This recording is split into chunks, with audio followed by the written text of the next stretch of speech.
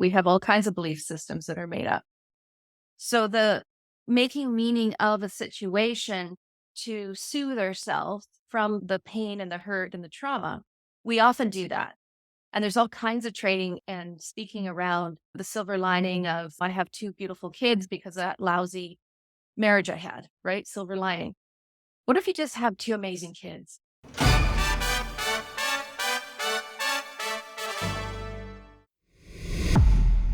Welcome, everyone, to the Autoimmune Hour. I'm Sharon Saylor from SharonSaylor.com. And as always, it's my honor and pleasure to be with you here on another brand new episode. And I'm so excited because I have a dear friend on the show. I haven't talked to her in a while, and I'm so excited to catch up and learn all the interesting things she's found out. She's an amazing person who does a lot of research and has so much to share with us. So let me introduce Jill Fischer really quickly. She's an energy healer, hypnotherapist, coach, and international teacher, and she is president and founder of the College of Holistic Healing and has a master's in energy psychology and clinical hypnotherapy. She works with people who struggle with chronic illness, weight, relationship issues, grief, stress, and anxiety. And I can go on and on because she's got an amazing bio. So welcome, Jill. Thanks for being on the show. You're welcome. I'm happy to be here. I want to talk energy with you because with hypnotherapy and your understanding of how people run energy, how we could really help that in reducing pain and autoimmune flares and all sorts of things going on our life. And I know you have this amazing program called High Vibe Living. And I wanted to just tap your expertise into how we can use some high vibe living. I don't know why I have trouble saying those three words together, but I do. You could extend the vibe to vibration, high vibration living. Maybe that's easier to say. High vibration living. I don't know. Maybe it's just my mouth today. Anyways, let's talk about what is high vibration living to you?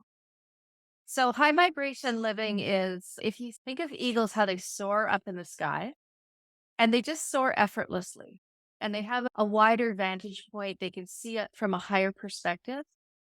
And if they were maybe flying a little bit lower where the crows can reach them, there might be some battle over the eagle salmon that the eagles captured and the crows are trying to get it. And the eagle is a great metaphor for high vibe living because the eagle doesn't fight with the crows. The eagle just lifts up and flies higher. The eagle doesn't fight with the crows. It just lifts up and flies higher. Huh.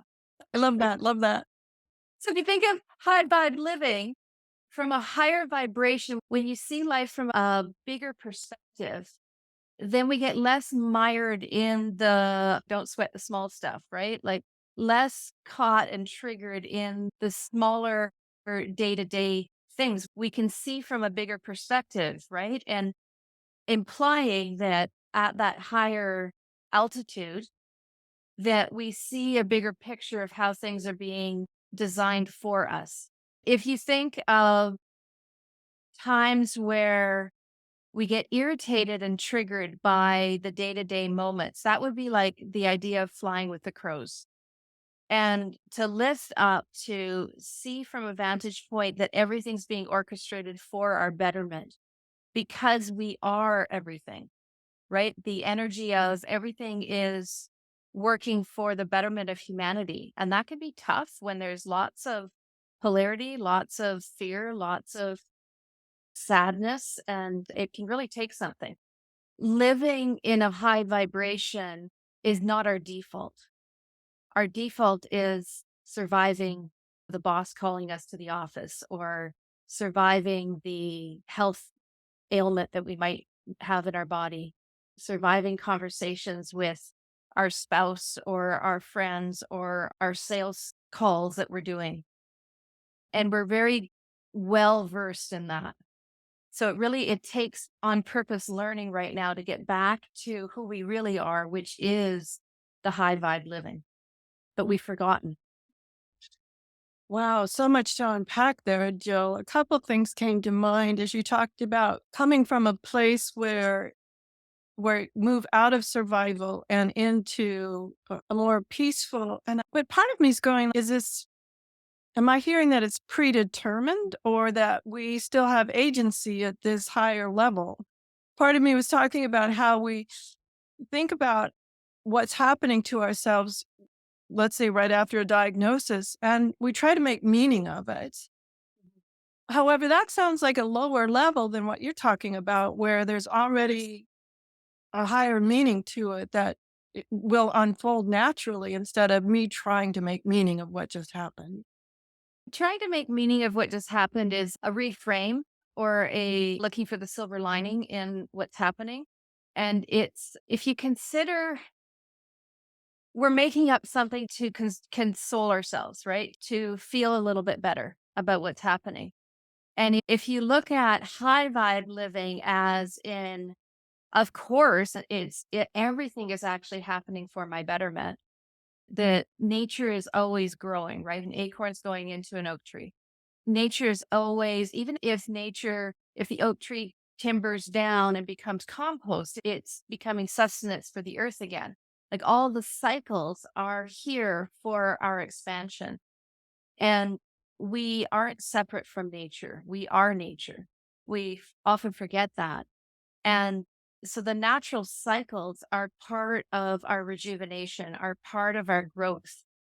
And there can be different cycles of being born, the beginning of things, the process of living and navigating, and then completion of it could be death or it could be the completion of a project or the completion of a relationship. And then we cycle again. And the high vibe living of accepting that this is the natural way of existing, that then there's not I don't have to make meaning of anything really. It's more of living and surfing in the energy of existence, that I don't have to make a meaning. We can make a meaning, like the silver lining idea can actually trap us into entanglement of pain for success, where our brain's always working in association, right? Say, for example, somebody goes through, we've had forest fires up here in Canada, right? So somebody's driving for their life, trying to get out of where there's fire all around. I worked with a client like this, and there's like walls of flames on either side of the highway, and he's driving for his life. And he gets to safety, and then he meets the woman of his dreams, right? Because he ended up in this location where this woman was. And he falls in love, and he could make up that the silver lining of that forest fire was that it brought him to this woman. And it's totally a made up story, and it might give her some relief about the trauma of the fire. But what it actually does to her brain is it entangles trauma to love. Wow. Therefore, we've got an addiction can create from there, an addiction pattern of I have to have this high level of fear to have this deep level of love. Not true, made up, but the brain can't distinguish the two, right? We have all kinds of belief systems that are made up. So the making meaning of a situation to soothe ourselves from the pain and the hurt and the trauma, we often do that. And there's all kinds of training and speaking around the silver lining of I have two beautiful kids because of that lousy marriage I had, right? Silver lining. What if you just have two amazing kids? Great question. Right? So part of what I teach is let's create this high vibe way of thinking without the justification of I get to go to Hawaii for a holiday because I worked 80-hour week, right? That's what our brain naturally does because we've been conditioned into that. And what if we train our brain just to go to Hawaii, right? We train our brain. I have two fabulous kids. It's not entangled to some hardship because that perpetuates that we're going to have hardship again to have success. That is awesome insight. I had never looked at it that way, and it makes so much sense. And I'm coming up Amy. with a question. Yeah, Oh, okay. And I can see where I've had statements like that, sure. where We've all that been trained if to. this, then that kind Yeah, of yeah, scenario, right? yeah. Okay. So if that is maybe an ingrained default, if this, then that, how do we disentangle those thoughts as we begin to uncover them? Because a couple of those things I really heard in my own head. Oh, Yep. Me too. Me too. I've been doing hypnotherapy full time for 15 years and worked with thousands of clients and energy healing with that. And I train people. Let's create a scenario for you so you feel elated, you feel empowered, you feel loved and cherished and cared for. And interrupt any justification for it. Don't go there. And when clients start to go there, because I'll have them create their own, so it's their own neurology. So they'll start to create a story that's really empowering for them. And then naturally, especially if they're new to this, they'll start to go into instead of how, and I'll go, and actually interrupt them. Just positive, just uplifting, just be the eagle, right? The eagle doesn't have to hang out with the crows to soar. It doesn't have to learn how to fly with the crows to soar. It naturally soars. I love all this, and I'm still getting it. Okay, and it's connecting in my brain. There's that little part of it So going. practice, Practice. practice. Okay, that was my question because I'm thinking from childhood. If you're a good kid, you get a cookie. If you get a Yep. good grade, you get this. If you excel here, you get that. It's Yeah, and it's all conditional. yes. Yeah. And so one of the conditions to uncondition or condition is to interrupt those stories of if this, then that, and just take that, whatever Yes. that great thing is. If you're going to make up something that empowers you, if you're going to create a story in your mind, a meaning that empowers you, purify it, create it all inside of what feels true, and I call it the love field. So high vibration energy and emotions so that they're empowering and uplifting, and that's going to give you more energy. I also teach this in my ultimate energy formula Mhm. where you can distinguish between lower emotions, fear-based emotions, and love-based emotions. And when you distinguish, Dr. David Hawkins in Power versus Force has a chapter about this where he's become very famous for this, where he's logged the energy levels of emotion. And courage is our tipping point into the higher frequency.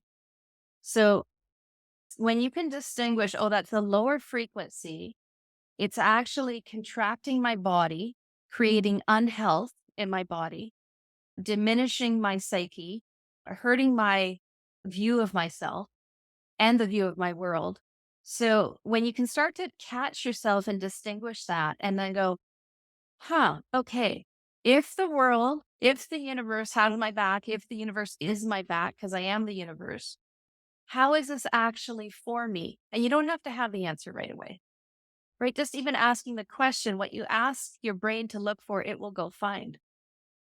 So if you ask it questions to find answers in the love field, in the high vibration, that's another way of, I need some water, another way of raising your frequency. So practice noticing, right? Like observing yourself from a neutral, almost like a scientist, where just like looking at yourself and humans like a human laboratory of interesting behavior, interesting energy that I feel here.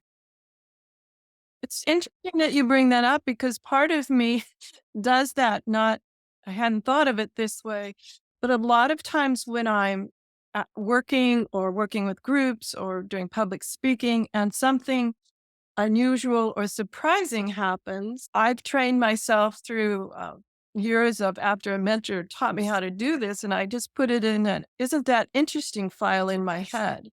And instead of trying to make meaning or understand it, his premise was a little different. You don't have enough information to categorize it yet, so just put whatever just happened into it. And isn't that interesting file in your head? I hear that isn't that interesting file could also be used for this when I'm rewiring myself to stay in the higher vibrations, the love field. So I'm trying to put this all together in my head about staying there. I love that you said courage is the first step, that first place into the love field.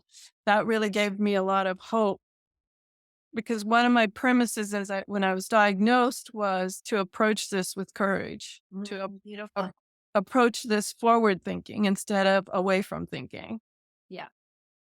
Yeah. And when you look at something like that of a diagnosis that's like gulp, oh wow, what am I going to do now? Exactly. Yeah, I was diagnosed. I had lymphomic cancer in my neck in my early 20s. And I remember that moment. I can still picture it. And so things like that, where it can feel almost, some people call it micro traumas, but it's a moment that replays, right? And it can develop into PTSD, whatever label you want. But, anyways, it's a unfavorable moment that replays because there's a lot of emotion that's not been processed there. Another really simple, fast technique that you can do is start to grayscale it. Start to be with it. Otherwise, we're in denial. That doesn't work. I've invested decades of that. It doesn't work. I think a lot of us, Yeah, I tried. It's in our culture, right? Look Right. away. Yes. distract yourself. Yeah. Oh, that's a good one. We're so addicted right now to distract ourselves. Okay. Saying that, back to this. So the memory that keeps replaying that's unfavorable, when you look at it, you can start to grayscale it. Start to take the color out of it. So from, oh, that's interesting to, oh, that's boring. Oh, oh, that's not interesting, right? Oh, that's interesting. I don't know what to do with it. I'm just going to park it. And then if you notice it keeps reoccurring in your thoughts or your behavior somehow, and it's not favorable, then actually go into it and bring it up as an image in your mind or a feeling in your body. And then you want to dull down the senses. So this is NLP and hypnotherapy techniques, right? So you're dulling down the senses, you're turning down the vividness of it. So it becomes boring to your senses. Even the words that were said, the words that were said, you could Charlie Brown them, like Charlie Brown's teacher was going, That's right. so you don't even hear, say there were some sharp words said to you, criticism or something. You can start to you can start to muffle those sounds. And if you have something to reference like Charlie Brown's teacher, it helps because you can use that into almost, if you do any kind of audio editing, you're putting a layer over top of the sound and muffling it out. And so it's distorting. So it's less interesting. The colors are black and white now. You can even have it move away from you further and further so you can see it less and less crisp, becomes blurry. So what you're doing is you're changing the neurons that are holding on to this memory. You're changing the energy in your brain so it's not as intense. And it eventually gets filed at the back of your subconscious and then creating. So if you think of this like a displacement, right? So you've not numbed out, but you've diminished the sensitivity of the trauma or the bad memory. And you could even use cartoons, anything that's going to raise up your giggle factor, right? If you can now create something that's silly and fun and it's a win for everyone, including if there was a perpetrator or a bully or somebody that like including that person, you want to create a scenario where everyone wins and it can be totally fairy tale. And that's where you even 10 times it. You ramp up the vividness, you ramp up the deliciousness of it. Do you want me to give you an example? I love the idea of the cartoon. That really intrigued me. I thought twofold would happen with that. And so I guess that's where my brain went was I was entranced by hearing, oh, you can even ramp this up, switch it up, change it up. And that has a cartoon with a fairy tale ending, and I thought, what a beautiful way to just release any sting from that is an enjoyable cartoon to me is always totally made up. So Yeah. Yeah, it could be fairies coming in. It could be a cartoon snippet of something that you watched as a kid that made you really happy. The point is something that raises your vibration, something that has you smile, laugh, giggle inside, that feels empowering, right? And if the event that you're grayscaling is highly traumatic, you want to work with somebody for this. I've worked with people where they've had trauma and you need a guide for this. I'm talking about I'll give you an example really quick. I had a story in my head when I was growing up. My brother took an open faced piece of bread with peanut butter on it and smushed it in my face. Right. And it lingered in my memory as how dare he, and it was hurting my self-confidence. And so I grayscaled that, and then I created a new story where I had an open face jam sandwich and I smushed it in his face. And then we gave each other a hug and we're laughing and we made like peanut butter and jam smush sandwich. So it's silly and fun. It didn't actually happen, but I can play with that in my mind and my memory, and it makes me feel good. And my brother's a great guy. well, no, it sounded typical brother sister stuff or You know, like, sibling we're stuff. 7 years old or whatever, right? Exactly, but you do bring up a good point for any of those traumas to have someone guide you through it. But I like the idea of playing with grayscaling out some of those things that you want to reframe. We need to take a quick commercial break. And when we come back, I want to talk a little bit more about high vibration living. And I know you've got several critical steps. I want to make sure we have time to get those in. So we'll be right back. Welcome back, everyone, to the Autoimmune Hour. I'm Sharon Saylor from SharonSaylor.com. And tonight we're here with Jill Fischer. And she's been sharing so much about her energy work and high vibration living. She's an energy healer, a hypnotherapist, coach, and international teacher. And Jill, I still have the idea of peanut butter and jelly sandwich in my head. So almost going, is it lunchtime? But I love this idea of these small faux pas or things that happen in life, how we can change them up into things. And as you had mentioned, if it's a bigger than peanut butter and jelly sandwich, to always seek guidance and counseling and help with experts from the field. But I did want to have time about, I know you have this one in high vibration living, high vibe living. See, I see high vibration living much easier. I don't know why. Anyway, the program's called High Vibe Living. See, okay.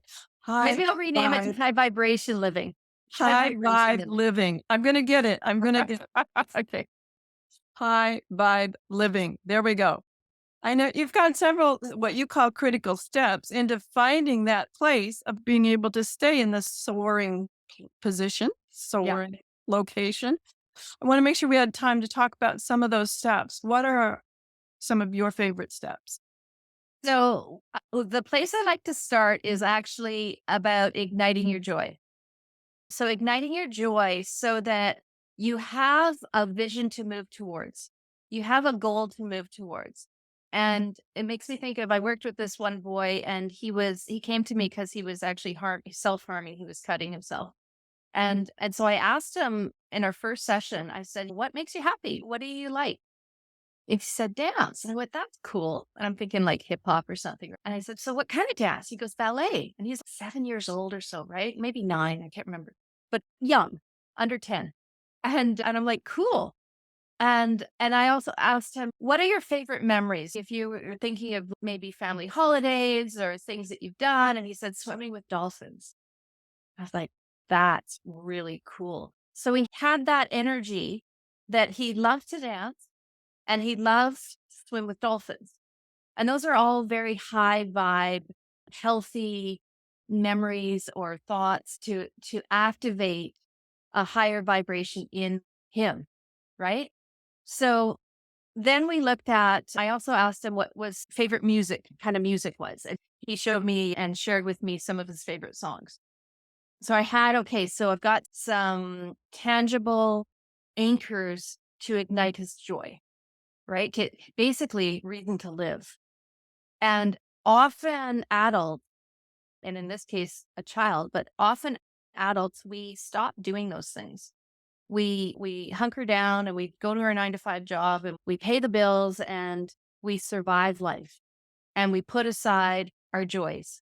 My own story, when I was married in a not a healthy marriage, I sold my kayak, I sold my 2 motorcycles, I stopped making art, I didn't go to the opera or theater anymore. Like I stopped hanging out with my friends. I stopped doing what lit me up.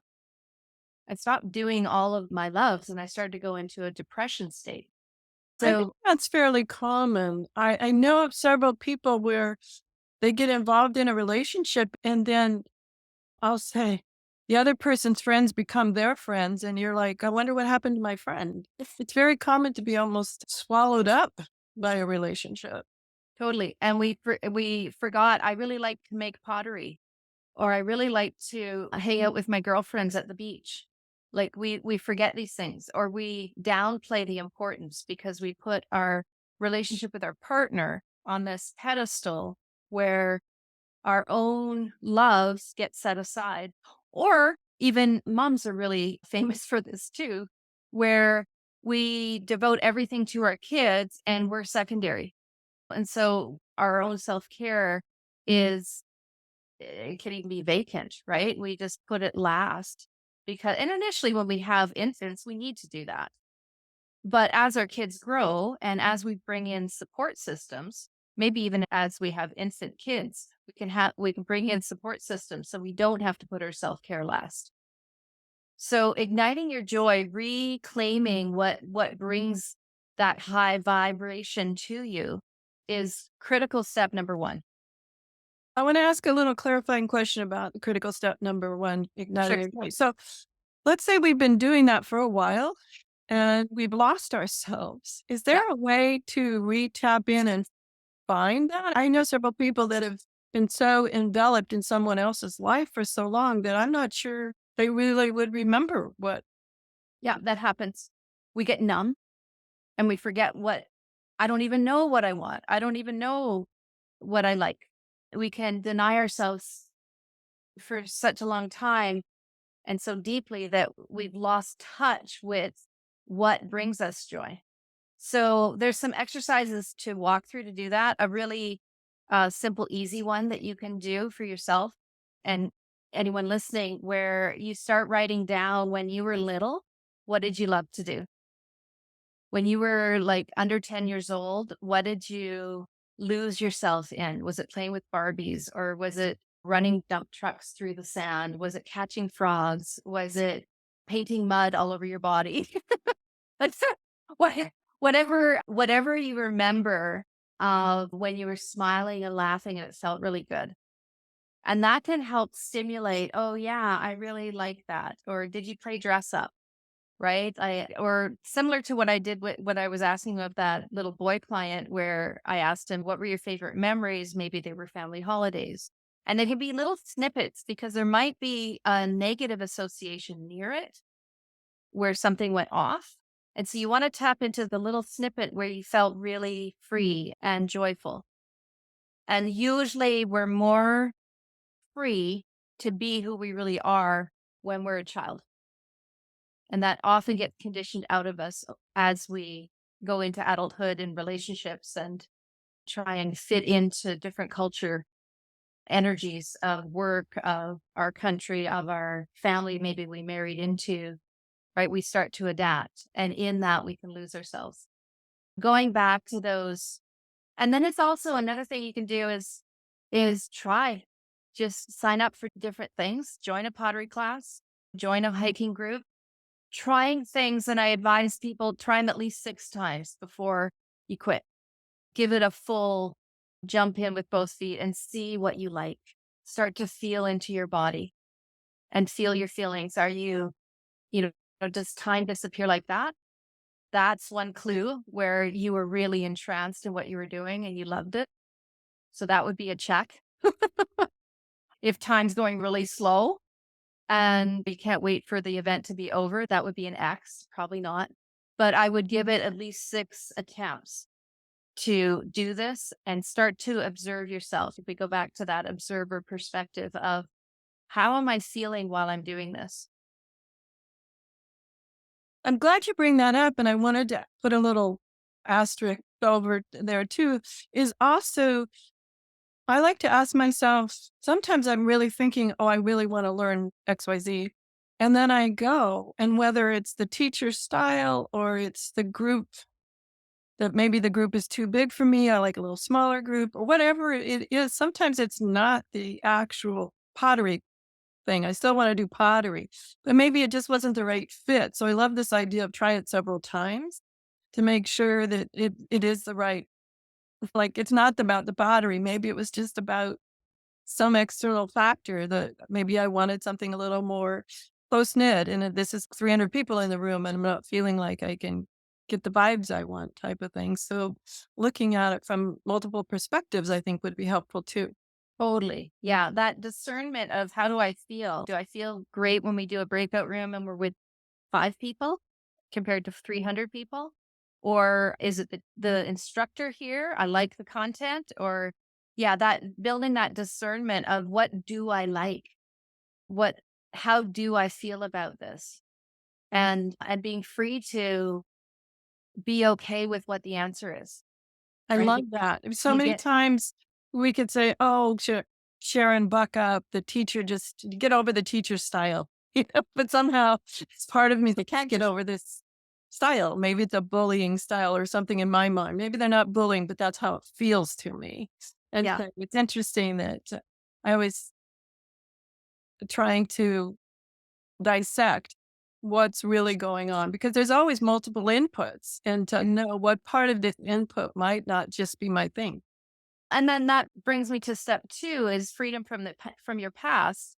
So when you look at, okay, this instructor might be in a bullying style, and that triggers something that I experienced when I was 12 years old or 25 years old, or right, like the what's happening now. And when we're feeling contractive or protective or criticizing, there's likely something that's incomplete from your past that's rearing its head again, right? It's if you think of the concept that everything around you is actually mirroring aspects of what's inside you. So if you have a teacher that's bothering you, instead of pointing the finger, it's that one finger out and four fingers back, or three and Yes. thumb. So if you think of that concept of, okay, there's something in me that is oppositional to what's being presented right now. So freedom from the past of looking at what's happened in my past that this is reoccurring, right? And it could be that there's something from your past that has been incomplete. It hasn't been resolved. It hasn't been neutralized, hasn't been grayscale. So it's still in your energy field activated so much so that the universe is giving you another repeat offense of this happening, right? And it can be that the person has no integrity and there's something unethical happening. And you could be absolutely right about your oppositional push away, your opinion of that's not okay. And with boundaries there, you can nip that in the butt, right? You can go to the teacher and say, I have some questions about your methods about X, Y, and Z. You can go to the administration. You can quit the class. You can see if you can transfer to a different class. There's many things that you can do. And without resolving your past, that energy is going to represent somehow, some way, continuously until it's freedom from your past. This is where the energy work I found and hypnotherapy is exquisitely effective. I call it quantum efficiency. The tapping into the energy that's getting triggered. So the distorted energy to release that out of your body. You don't have to excavate and analyze it. You need enough information to bring it to the surface. So if you think of the iceberg effect, where the top part is your conscious awareness and underwater is the subconscious, unconscious, all that, the karma. And if you think of giving it enough information, so basically you're giving it enough attention and it surfaces up to your conscious level. You can do this through muscle testing. This is what I teach in the ultimate energy formula and as well in the high vibe living program, where you're bringing the information, enough of it up to the subconscious awareness so it can transmute, it can be released there. And then it's out of your system and your body heals. This is really fascinating with physical ailments. I work with a woman that's been diagnosed with stage 4 cancer, and she hired me last September. She was diagnosed last 2020, no, 2022. So last year, July, and given 3 months to 10 months to live. And so we've been working on any areas in her body where she is feeling pain, because pain is where the energy is not flowing. Pain is the brain's response to clogged energy. So stuck energy creates pain response in the brain, and it's really hard for the body to heal because of the congestion of the energy being contracted. And so going into that and releasing by using this express energetics is the technique that I use, where we identify what's caught in there and release it. And then the energy starts flowing.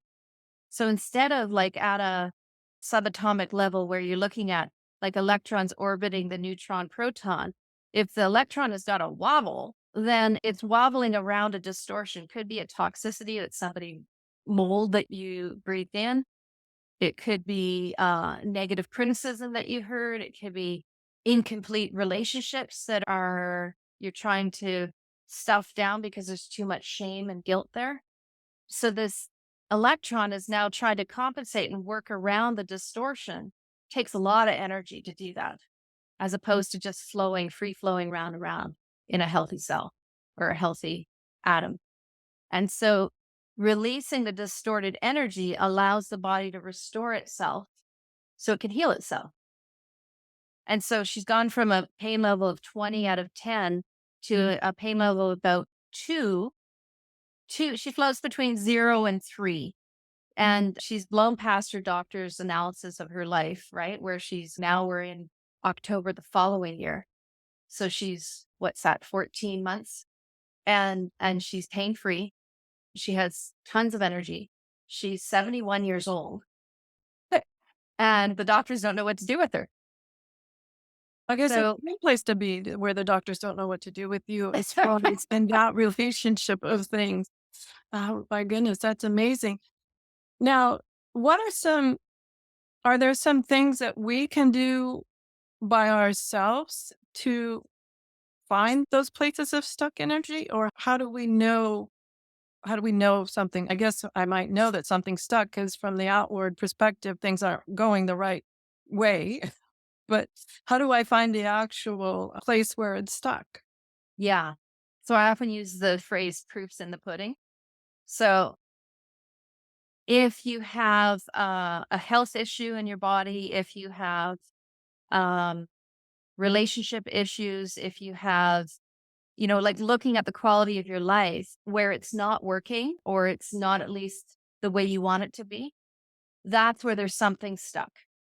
And what I teach in my classes is how to find those energies. And some of them can be completely illogical, right? Some of them can be logical, as in you feel into maybe I grew up with a negative parent. And so now self esteem is hard, right? Or it's difficult to have a healthy relationship, romantic relationship because my parents argued all the time. Or sometimes we can logically connect things. I initially teach muscle testing so you can start to discern where the energy is when you're strong in your body, and I'm sure you know this, Sharon, where muscle testing is an energetic representation. Kinesiology is based in this. It's a representation of clean energy, of where you're aligned with the truth, you're aligned with health, you're aligned with your higher levels, your angels, your guides, your higher self, God, universe, where you're in the truth and your body's strong.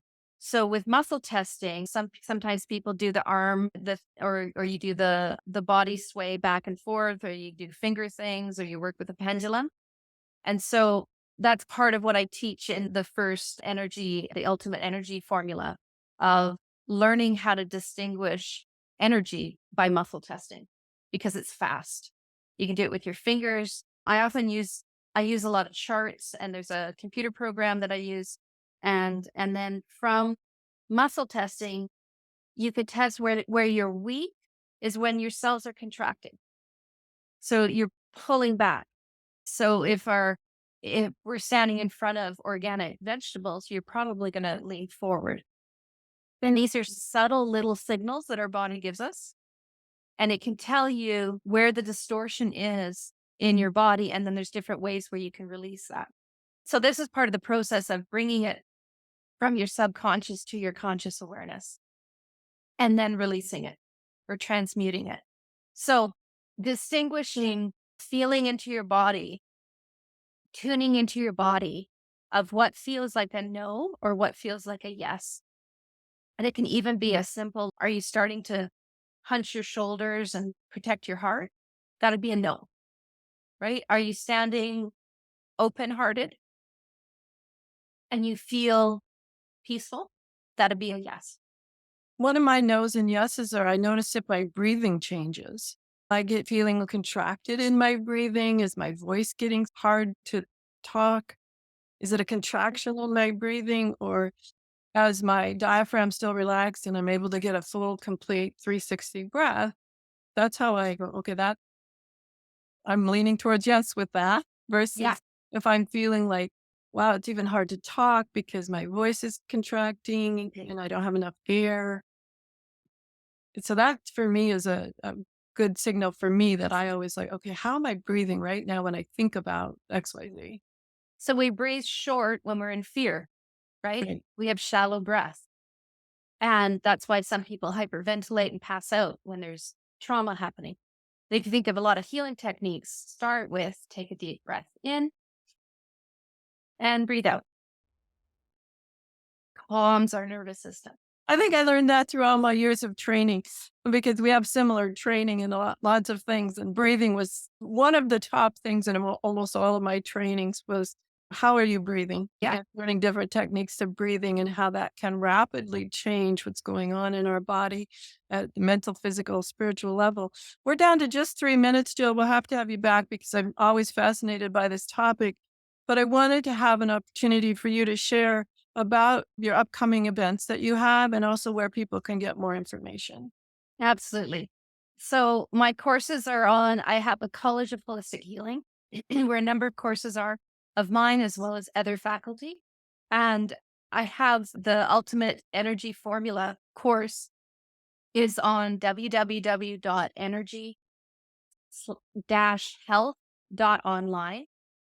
The High Vibe Living course is on www.chh, that's College of Holistic Healing. So chh.online, and you can see all the different courses there. And then if you want to talk with me, if you want to find out more about this work, you can get a hold of me through www. Did we say that anymore? For the context, yeah. So www and my name, Jill Fischer, Fischer, info. It's not .com, it's .info. JillFisherCall.info. Fantastic. And tell us a little bit about you've got a wonderful free gift called Self Worth Meditation at the Beach for us. Tell us a little bit about that. And by the way, you can find that at selfworth.online.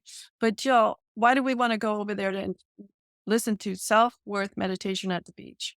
It's a lovely way to reprogram your subconscious.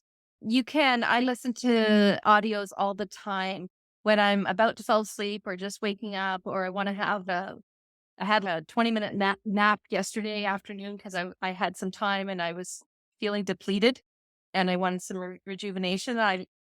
As you listen to this self words audio, it takes you on a trip where you're walking along the beach and it gives you empowering statements of who you really are. Right. So it boosts as you're relaxed. So in that relaxed state, you're more receptive to suggestion. You're more receptive to taking in information. So as you're relaxing, that's why right when you're going to sleep or right when you're waking up are the best times to put in positive suggestion. So this is designed to raise your energy. So it's supportive for that high vibe living that we've been talking about, where you see the best of yourself. You feel confident in who you are. You're reconnected to that you are supposed to be here. You're deliberately created to be here exactly the way you are, exactly the way you look, exactly the way you sound, to contribute as only you can. And that intrinsic value of sharing who you are as you, so you're free to be you. I love that. I love that. Thank you so much, Jill, for sharing your wisdom with us today. Much appreciated. You're Everyone, welcome. that's Jill Fischer. And we'll have all her different URLs that you mentioned over at understandingautoimmune.com on her show page there. So we'll be able to reference those whenever you like. And have a great week, whatever your adventures. Join me next week for another brand new episode. Enjoy. The information provided on the Autoimmune Hour, Understanding Autoimmune, and Life Interrupted Radio, including the websites understandingautoimmune.com and lifeinterruptedradio.com, plus social media, is for educational purposes only. What you read, hear, and see on the Autoimmune Hour, Understanding Autoimmune, and Life Interrupted Radio, and its websites, and other media outlets is based on experience only. The information should never be used for any legal, diagnostic, or treatment purposes.